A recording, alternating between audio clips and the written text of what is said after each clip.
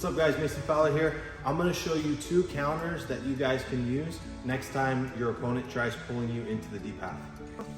Okay, so here my opponent's gonna pull me into the deep half. So he goes under my leg and he pulls me up. The first thing that I do is I base my weight on this knee that's close to his head. That way there's no weight on my opposite leg, the leg that's trapped inside of his half guard. That way it becomes really easy for me to start freeing my leg. Okay, so I can frame right here on his leg and I can start pulling my leg out. You see, so now it's only my foot that gets caught. Now, as soon as most of my leg is free, I'm gonna place my knee to the mat. And as I place this knee to the mat, I'm gonna step up with my other leg, okay? Now my goal here is to start digging this underhook. If I can't get a really good underhook, like really tight, for example, like this, then at the very least, I wanna block his underhook, okay, with the frame, with my arm. Because I'm gonna step my leg over his head, but what I don't wanna happen is I don't wanna bring my leg over his head and then he has this underhook and now he's gonna start taking my back, right? So I have to either dig the underhook or I have to block his underhook. So it could also just be like this, just blocking, right? Now I have to bring my leg over his head. Sometimes it can be hard if he's keeping his head high. He knows that I want the leg to come over. So I can just give him a little palm to the face, mush his face a little bit, bring my leg over, and then now immediately I drop my hips and I lock the head and arm. Now it's gonna be a little bit more difficult to free the foot.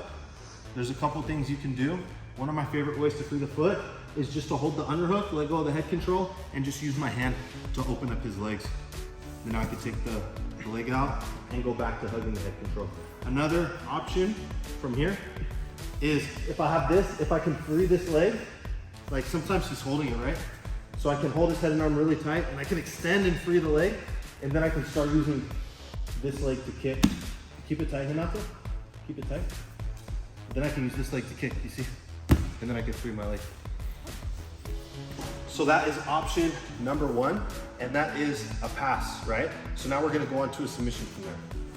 So now Hinato's gonna pull me into the deep half. Again, I start the same by freeing my leg. I place my knee to the mat, step up my other leg here. Okay, now I'm looking for the underhook. And as I start trying to free my leg from his head, he keeps his head really high. Exactly. He has to be almost flat to do this, right? If he's on his side, then it's gonna be a lot easier for me to free my leg, right? But right now, Hinato's going flat and he's keeping his head really high. And you see, it's very difficult for me to free my leg. But this is gonna give me another attack. The first thing is, now that he's flat, I don't have to worry so much about this. Because the only reason I'm worried about the underhook, remember, is if I'm on my side and I start going this way, because he's gonna take my back, right? But right now, I don't really have to worry about the back that much. So the first thing that I'm gonna do is start controlling this arm.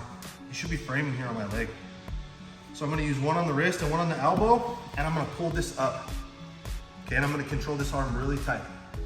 Now I'm gonna grab the back of his head, and I'm gonna keep on pulling it up.